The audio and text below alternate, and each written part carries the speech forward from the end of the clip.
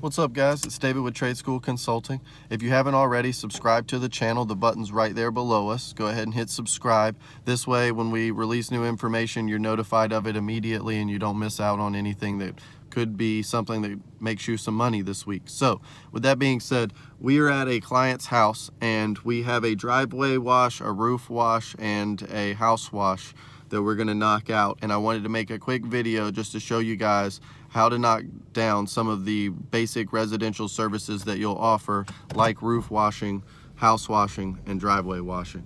So with that being said, let's go see how we do it. What's up, guys? What's up, guys? What's up, guys? David with Trade School. Hey guys, it's David with Trade School. I wanted to make this quick video for you, and I wanted to go through another great example of how to run your pressure washing business.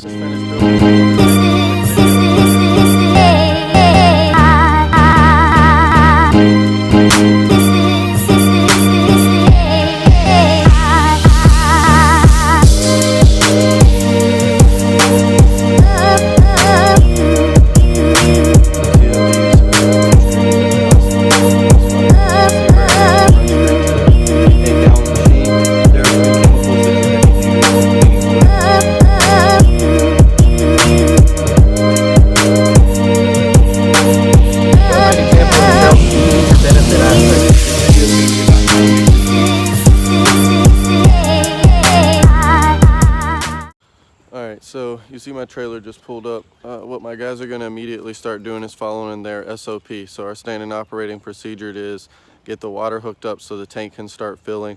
The crew leader is going to hop out and talk to the client, knock on the door, introduce himself, and then the third person will have started taping up any doors, windows, electrical outlets, lights, anything like that.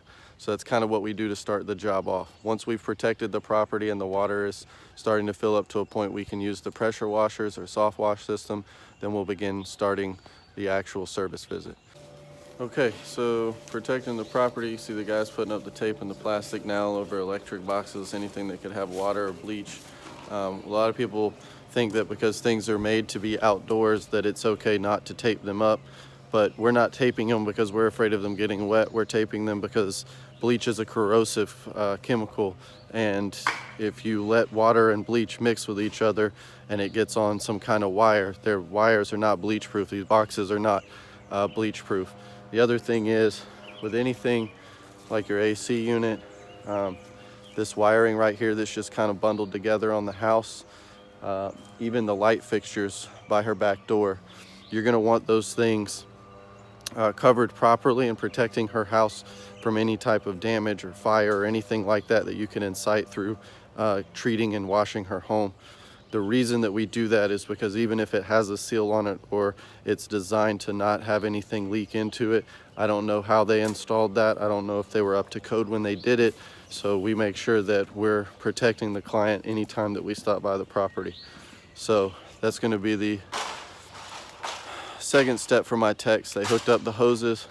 They have the trailer out here filling up, and the crew leader now is setting up the ladder so he can begin to take pictures of the property, the before pictures, and then we'll go through and start our process of cleaning. All right, so my guys just cranked the pressure washer, and he's cutting the driveway real quick. So we'll show you cutting the driveway with a turbo nozzle.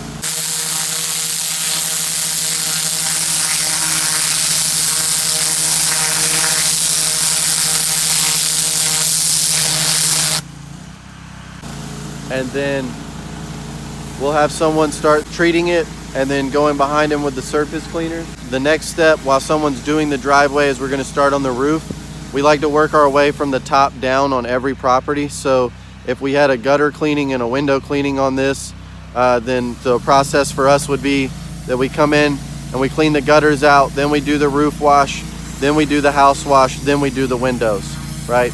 So you want to make sure that you have that process, some type of process in place, so every house goes exactly the same way as far as the process is concerned. So with that being said, you guys can see some of the darker algae spots that are growing up on this roof, and we're going to go and treat that with a soft wash machine. And I'll show you what my guy's soft wash machine looks like and how we use it. So it's a little loud, but I wanted to show you guys the soft wash machine.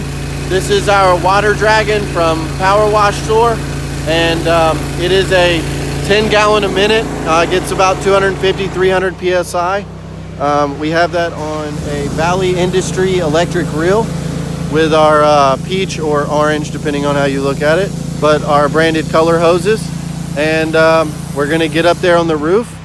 After we've pre-soaked everything, we'll have a guy on the bottom that's keeping the house wet or any overflow, spraying bushes off. And then we'll have a guy on top or at the gutter line spraying up onto the roof. We'll allow that mix to set for 20 to 30 minutes.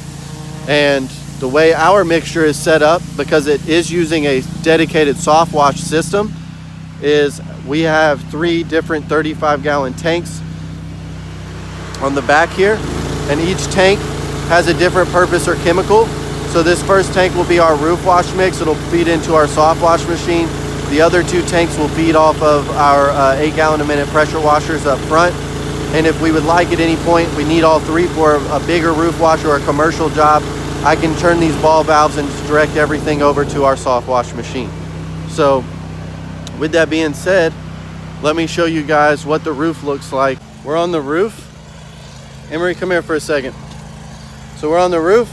It's my crew leader, Emery. What he has, it's a backpack sprayer, has some NutriBleach in it. Turn around for a second. So we put a little NutriBleach in here. What Emery's gonna do is walk along things where you have metal piping or even your gutters here, and just simply coat that with some NutriBleach. That way, as we wash this off, any heavy bleach that's hitting your gutters, you're gonna make sure that that's neutralized before it gets to the yard.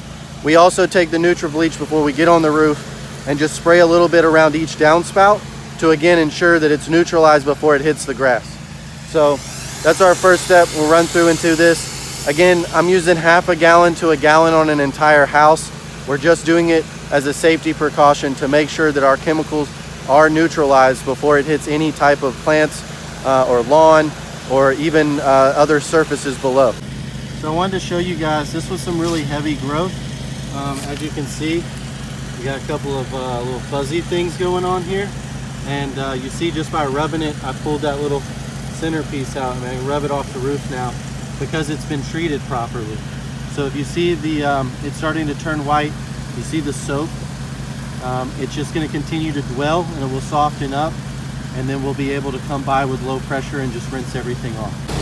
All right, so I was going to show you guys how we mix our bleach.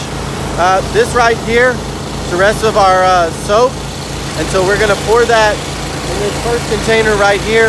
You already see that we have about 10 gallons of bleach in there, so we'll put roughly 1 ounce to every gallon, so about 10 to 12 ounces of soap in there with the 10 gallons of bleach, and then put 10 gallons of water in addition to that in the tank. That will give us about 20 to 21 gallons of mix, which will be more than enough to spray this roof line in the back here. So just wanted to give you guys some insight. We're gonna go pour this, and then you'll see us apply it to the roof. Essentially, we have a guy down here that's gonna keep everything wet even after we've sprayed the NutriBleach. And then my crew lead is up there. He has like a 36-inch extension, the soft wash J-rod, and it's coming from our Water Dragon from the Power Wash Store. But essentially what he's doing is just laying a thin, nice, even coat of our roof wash mix.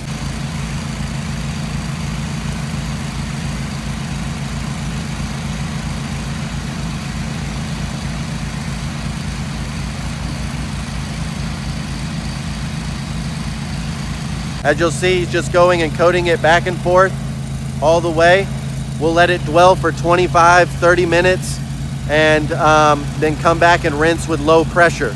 No pressure will be applied to that roof over 300 PSI. Per ARMA standards, we're able to clean those shingles without having any pressure due to the chemical treatment that we're applying. All right guys, so pro tip for you. Because we have the 8 gallon running washing the house, we also have an 8 gallon running doing surface cleaning.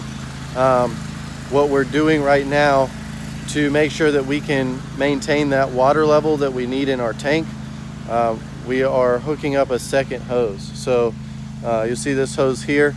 If you run a second hose, I have one that runs directly to my tank off of an electric reel. and that will feed the 500-gallon tank. So little pro tip, always carry a second hose on you that's long enough that you can run it to the back of the house if you need to.